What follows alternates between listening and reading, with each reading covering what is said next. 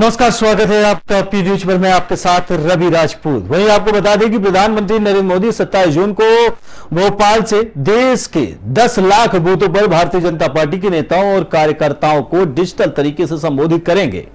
Party के एक वरिष्ठ नेता ने बुधवार को यह जानकारी दी कि भाजपा की मध्य प्रदेश इकाई के अध्यक्ष वी.डी. शर्मा ने कहा कि विभिन्न राज्यों से पार्टी के 2500 नेता इस कार्यक्रम में शामिल होंगे। खजुराहो से लोकसभा सदस्य शर्मा ने कहा कि प्रधानमंत्री 27 जून को भोपाल पहुंचेंगे और वंदे भारत एक्सप्रेस को हरी झंडी भी दिखाएंगे। वह देश भर के 10 लाख बूथों से भाजपा कार्यकर्ताओं को डिजिटल तरीके से संबोधित करने वाले हैं। उन्होंने दावा किया है कि मध्य प्रदेश के लगभग 64,000 बूथों के 38 लाख कार्यकर्ता भी इस कार्यक्रम में शामिल होंगे। उन्होंने कहा कि अगर प्रधानमंत्री अनुमति देते हैं तो भोपाल में रोड शो किया जाएगा। उन्होंने कहा कि प्रधानमंत्री 27 जून को धार भी जाएंगे।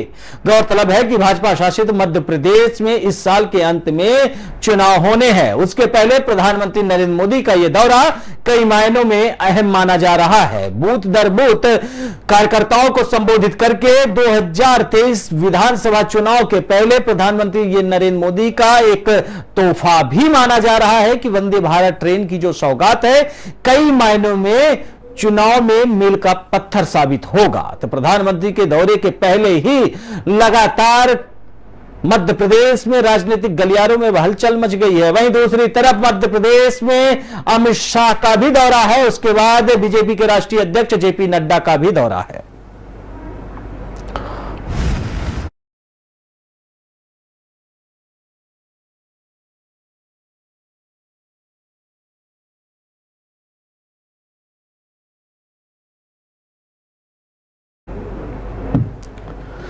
वहीं बढ़ते हैं अगली खबर की ओर, जहां बीजेपी सांसद और कुश्ती संघ के अध्यक्ष बृजभूषण शरण सिंह के खिलाफ यौन उत्पीड़न के आरोपों में जांच कर रही दिल्ली पुलिस चार्जशीट दाखिल कर चुकी है। पुलिस की टीम 1000 पेज की चार्जशीट लेकर दिल्ली के राउज एवेन्यू कोर्ट और पटियाला कोर्ट पहुंची है।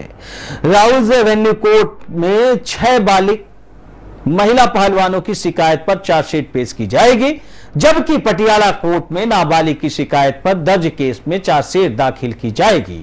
दरअसल 7 जून महिला पहलवानों ने दिल्ली पुलिस में बृजभूषण शरण सिंह के खिलाफ यौन उत्पीड़न की शिकायत की थी।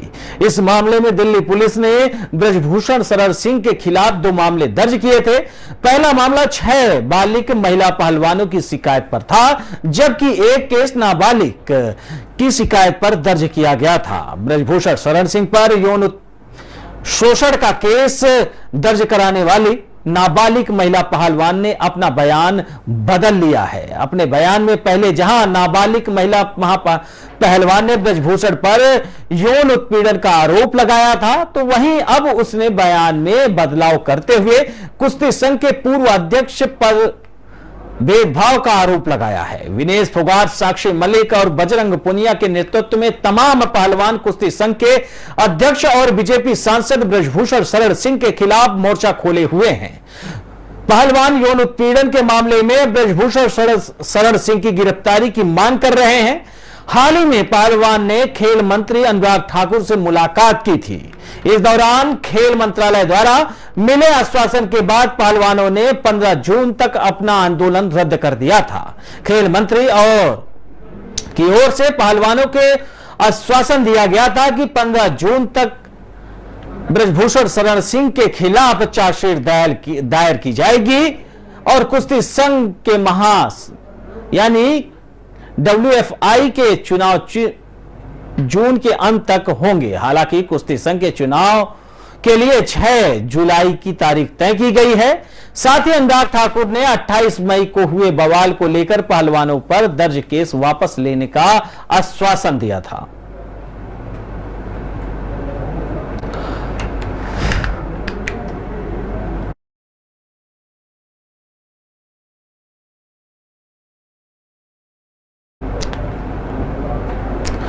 वहीं सुभाषपा प्रमुख यानी कि सुहेलदेव समाज पार्टी के प्रमुख ओम प्रकाश राजभर ने बेटी की शादी के बहाने यह संदेश दे दिया है कि वह 2024 चुनाव में किंग मेकर बनकर उभरेंगे। सभी राजनीतिक पार्टियां उनसे हाथ मिलाने को तैयार हैं।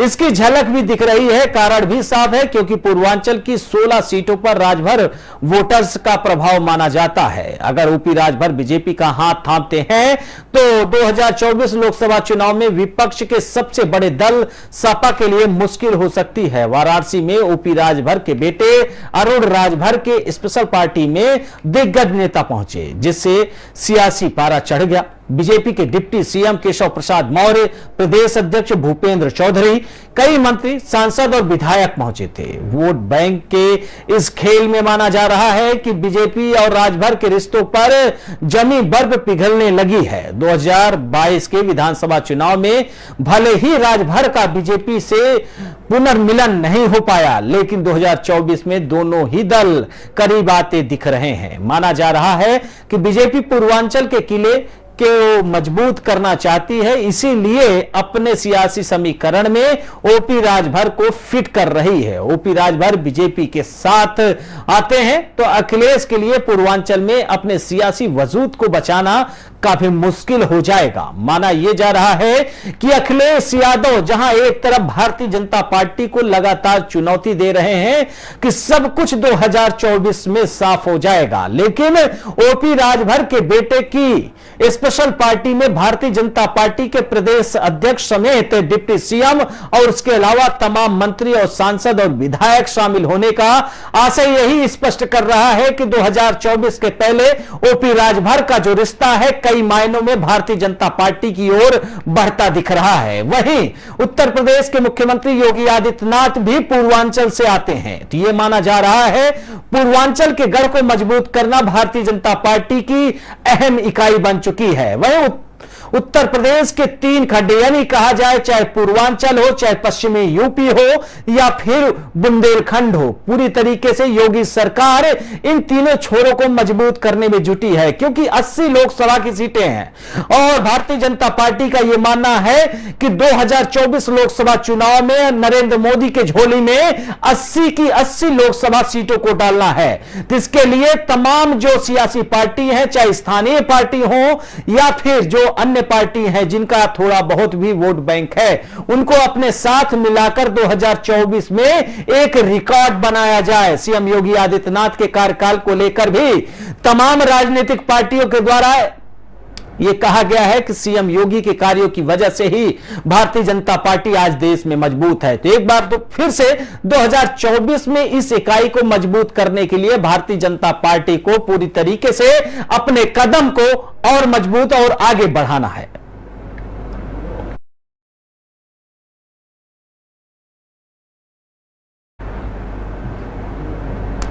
बढ़ते हैं अगली खबर की ओर, जहां प्रवर्तन निदेशालय यानी कि ईडी ने माफिया अतीक अहमद व उसके करीबियों की काली कमाई से जुटाई गई बेनामी संपत्ति की जांच में बड़ी कार्रवाई की है। ईडी ने लखनऊ, प्रयागराज, नोएडा व दिल्ली में अतीक अहमद के करीबियों के 24 से अधिक ठिकानों पर छापा मारा है।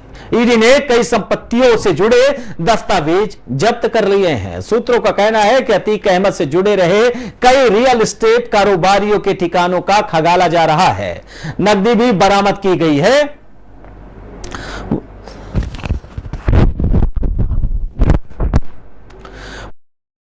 अतीक अहमद के खिलाफ ईडी ने मनी लॉन्ड्रिंग एक्ट के तहत केस दर्ज कर अपनी जांच प्रारंभ कर दी है। ईडी ने इससे पूर्व 12 अप्रैल को प्रयागराज में अतीक के करीबी बिल्डर विनायक सिटी मॉल के मालिक संजीव अग्रवाल, अमित दीप,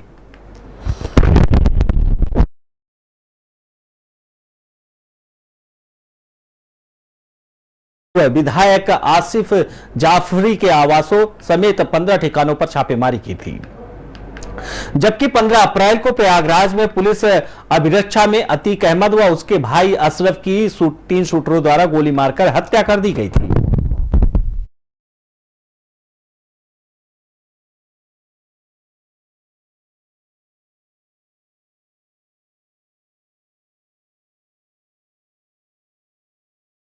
वारदात के बाद ईडी की जांच की रफ्तार थोड़ा सुस्त पड़ गई थी। ईडी ने 12 अप्रैल को ही कई जगह छापेमारी के दौरान अतीक के रिश्तेदार खालिद जफर, उसके वकील सहयोगी सुल्तान हनीफ खान के मामले में सजाए याफ्ता व अन्य सहयोगी के ठिकाने से 100 से अधिक संपत्तियों के दस्तावेज बरामद किए थे। छापेमारी में 75 लाख रुपए, विदेशी मुद्रा नोट गिनने की 2 मशीनें, सोने चांदी के जेवर, 20 बैंक खातों व 50 सेल कंपनियों से जुड़े दस्तावेज भी बरामद हुए थे।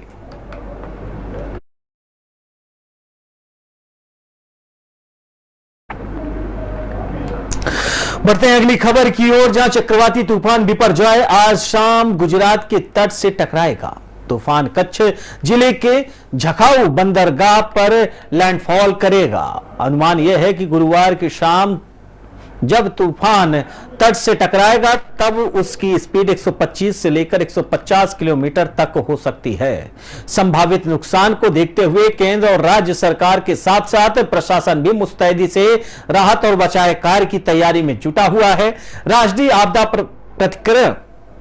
प्रतिक्रिया बल के उप महानिरीक्षक मोहन सिंह शहीदी ने के मुताबिक पिछले 2 दिनों के अंदर गुजरात के तटीय इलाकों में 74,000 से ज्यादा लोगों को सुरक्षित स्थान पर पहुंचा दिया गया है। अनुमान है कि तूफान के चलते 8 जिलों के 442 निचले गांव बाढ़ बारिश से प्रभावित हो सकते हैं। अकेले कच्छ में करीब 34,300 लोगों को निकाला गया है। तूफान से निपटने के लिए एनडीआरएफ ने गुजरात और महाराष्ट्र में टीमों को तैनात किया है। 18 टीमें गुजरात में एक्टिव रहेंगी।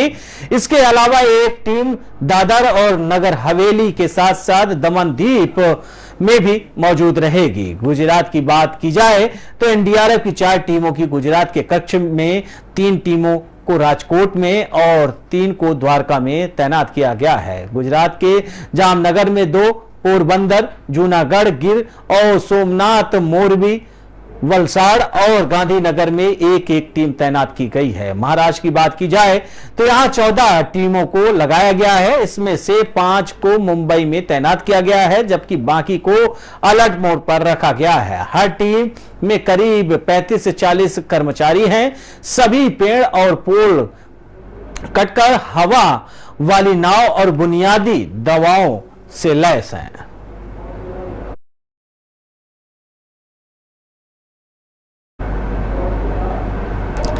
फिलहाल इस बुलेटिन में हमारे साथ इतना ही। बाकी देश दुनिया की तमाम बड़ी खबरों से जुड़ने के लिए देखते रहिए पी न्यूज। नमस्कार।